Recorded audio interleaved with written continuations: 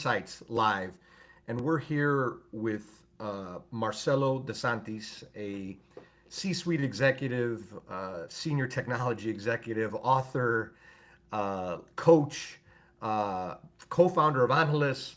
But when I think about artificial intelligence and when I want to just find out really what's going on, who are the experts in this space, Marcelo is one of my go-to persons in this whole area, rapidly changing of artificial intelligence. And we're doing this in the context of what I believe are just announcements every day, week, or whatever in artificial intelligence and these wars. I want to just start out and show, if I can, here. Let me see this slide that has the let's see. Entire screen. That's where I want to go. And it shows just what's going on in the space with capital providers and all the amount of capital that's getting thrown at AI and cloud and tech. And this, if you look at the sum of this is more than the GDP of some countries. And I use that as the backdrop.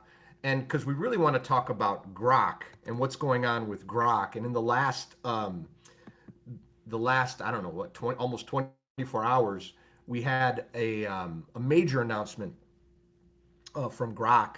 And what we want to do is break that down with Grok 3, right? And break that down with Marcelo. So Marcelo, thanks for jumping on. And this is live too, right? So, kind of quick breaking news and you're here, but thanks for jumping on.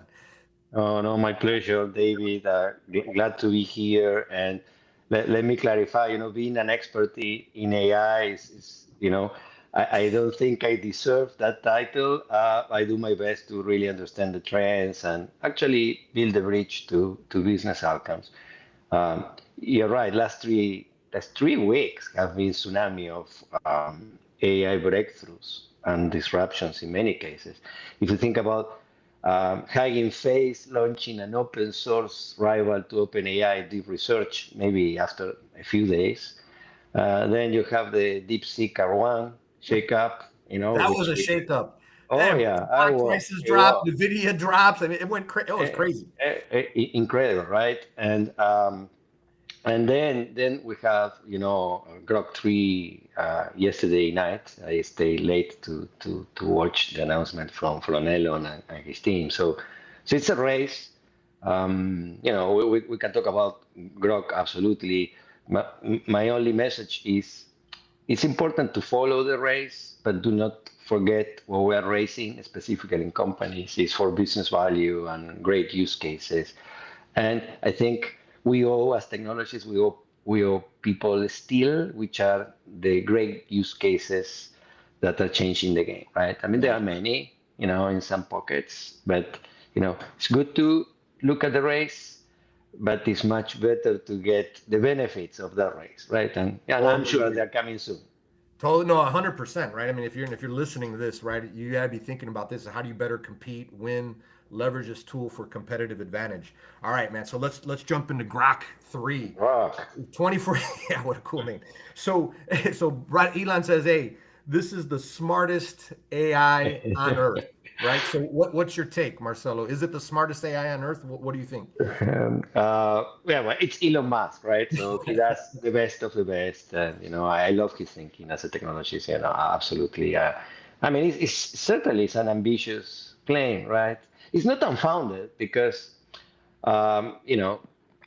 with the practical application and features of these tools like DeepSeek, Gemini, ChatGPT, or Cloud, they are all having similar features, right? When you look at them, it's not that he has announced something from the features perspective in its majority that is totally new, but the performance of Grok 3 seems to be better than many of the other chatbots that we have in the market. Those that look at performance of chatbots, I suggest you go to the chatbot arena. There is an arena where these chatbots are actually. Is that a website or what, this chatbot arena? Is it a website or is what? It's a website. It's a website. It's what we call crowdsourced benchmark, right? And when you really ask users, end users, and software engineers to make two models compete, and you get points.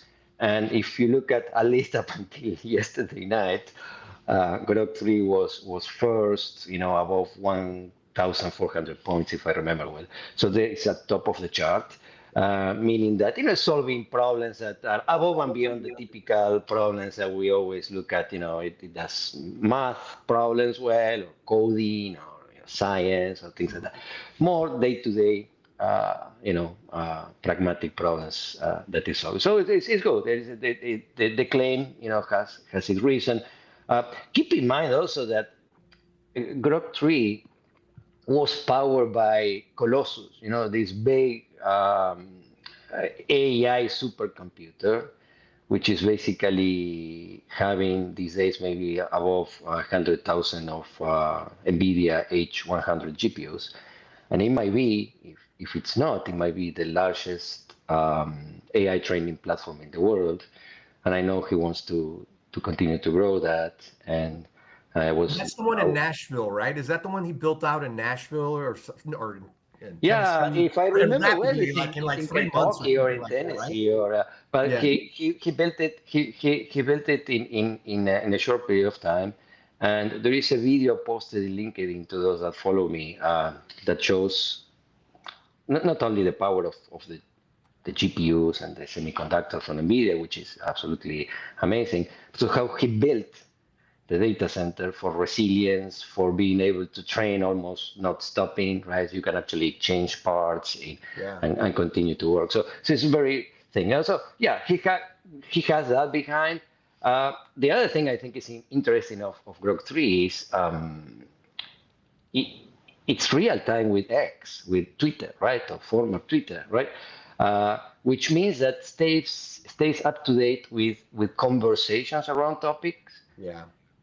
and that's kind of unique, right? I think to me that's the most relevant aspect of Grok 3 as a consumer product, right? And keep in mind this: you are going to tell me OpenAI also have access to Reddit. You're 100% correct, but they pay like $67 million for getting access to Reddit, and I think Yeah. Google also is paying for that. So what I'm trying to say is always remember that AI, generative AI, everything AI, wherever you have proprietary data, you're sitting in a gold, in a pile of gold, right? So Yeah. and he has that, right? I Yeah. mean, he That's a strength. definitely. It's definitely a strength that they have, right? And that as X potentially grows, right, it gives them a little bit of an advantage, and these they kind of go back and forth, right? Exactly. Oh, yes. If your A guy gets better and more powerful, and maybe brings more people to X, and it's kind of a vicious circle that the competitors will have to jump on, and so how do you see this competitive landscape? How do you see it shaking out then, right? Because they have some strengths, but you had DeepSeek and all these other ones. How do you see it? How do you see it playing out? It's a race, right? I mean, as I said, in the last 3 weeks have been intense and will continue to be intense. And again, do not get distracted by the race. Assume things are going to improve. Get distracted or get busy with how can you use those capabilities in your organization, your personal life, basically. Yeah. Uh, but I always see these models evolving, and the intersection. I always draw a triangle. If I have a napkin here, I will draw a triangle. On one side I would have semiconductors, chips, NVIDIA's, AMD, those kind of guys, software engineering practices, and talent, right? So if you go at the intersection of the three things, that's how these AI platforms have been evolving, right? I mean, advanced chips like H100 from NVIDIA are actually pushing the limits of computation, right? It's more power, less energy consumption, cheaper to a certain point, right? Great, great. I think I lost you. The second area of the intersection, I would say, is engineering practices, right? You've seen that specifically in the case of DeepSeek. Engineers are using different reinforcement learning methods, or using synthetic data to train the models, and reduce the cost of training and accelerate the outcomes. Initially, even we were using something called retrieval augmented generation, or RAG, as we call it, which is something to fine tune models, not to train them. So that's also happening, right? So better semiconductors, better software engineering practices. So you are making the models faster, cheaper, better. But don't ever forget about talent, because I think sometimes we do forget about talent. There are software engineers, there are people that are training and designing and fine tuning these models. They are a segue to the ability of these models to improve, right? For instance, in the case of DeepSeek, which is another one, R1, I'm talking about R1 now. I believe the strength of the China's AI talent pool, and when you look at the pipeline of university graduates, has been an advantage for them, right? And that combined with the fact that software engineers in China have a lower cost, right, in terms of labor compared to the US, that made a difference, right? You put more people to work on these things, you give them constraints. In this case, was presumably the amount of chips they have available to train the models. And that's how also innovation happens, right? Sometimes constraints nurture innovation. So the race is on. We'll continue to be there. Don't get distracted by the race. Get really busy understanding what capabilities available, what use cases do you have in your organization or in your personal life. And as I said at the beginning, if you have any specific proprietary data, my friends, you should be doing something with that, because that is really a competitive advantage for any organization. Yeah, and so and then like if you look out 6, 12 months from now, what do you see? How do you see this playing out? And where do you see it going? What should those listening kind of pay attention to? I think if I look at Grok 3 first, no, I would say X users will adopt it more, right? And as you said before, David, that will provide Grok 3 with an advantage, which is eyeballs, which is being aware of the conversations that happen around companies, product services. So it become like a direct to consumer channel, much better than today. So if you're a marketer listening to this, start to think that way. Um, then that adoption will, I think, is going to drive into Tesla. I'm a Tesla owner, so I'm super happy to have something like that in my car. But also don't ever forget about Neuralink, right? And when you put everything together, I think that's the competitive advantage of Grok 3, because you have this ecosystem of companies that Elon owns, that are a unique training ground, right? SpaceX, right? Who is going to be training AI going to Mars or going to space? And not too many companies that can do that, right? The other thing I think we will see, and I think the industry is starting to ask for, is like a premium version of Grok 3, or maybe an enterprise version to be more precise. So businesses or power users can use this in a different way, right? With their data, with all the different things we need to deal in large organizations. And I think it will get into multi AI agent capabilities, right? It's not only going to be able to do great research, provide super well thought answers, but also act on behalf of us, right? Those that were following operator from OpenAI, right?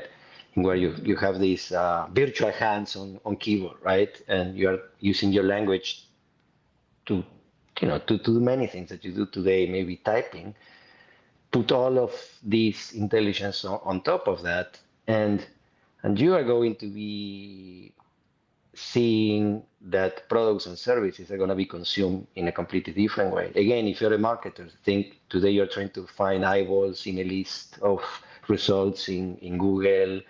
And is that going to be the case in the future? I don't think it will be the case in the future. So how you as a brand, as a product, remain relevant in this new interaction between consumers, humans, and technology like Grok 3.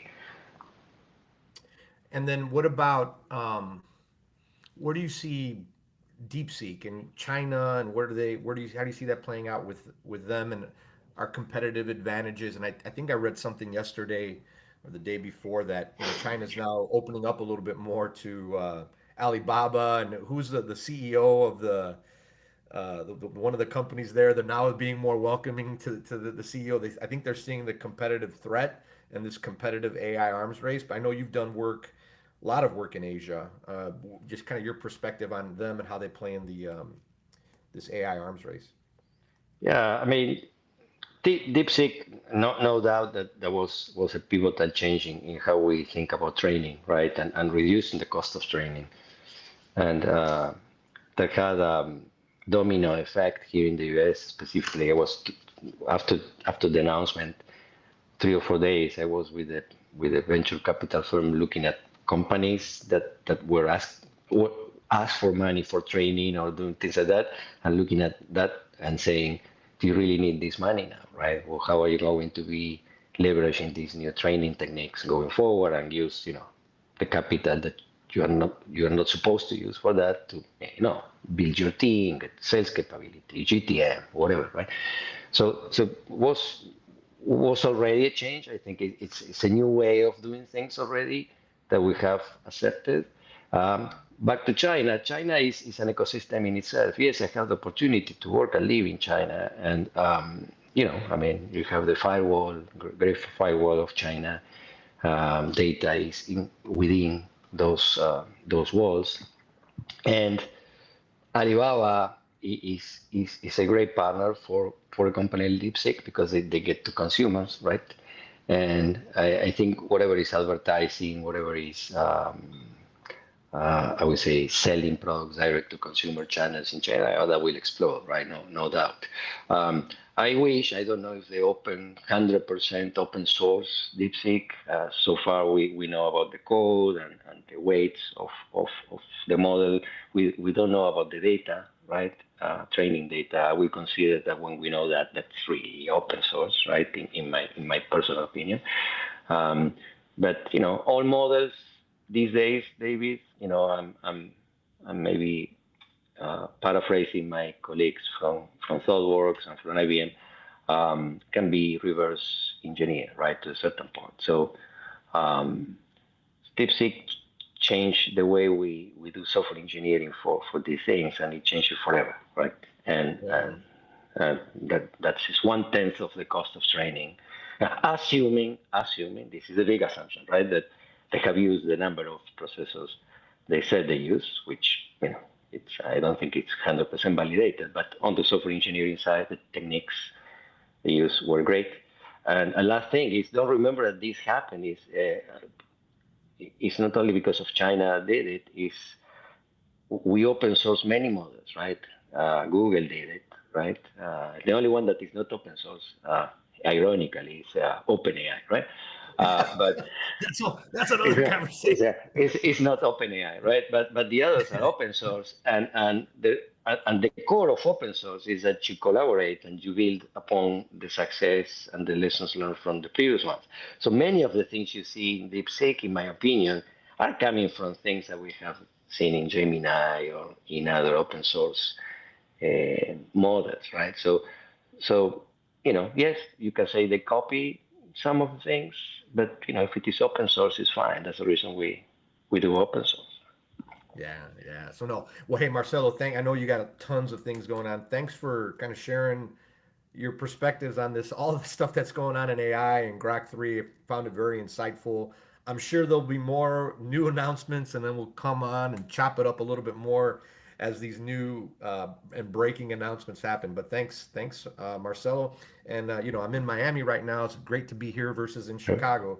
So look forward to seeing you at our summit here over the next couple of days. I will be there tomorrow. Thanks for having me and have a good day, everyone. All right. Thanks, Marcelo.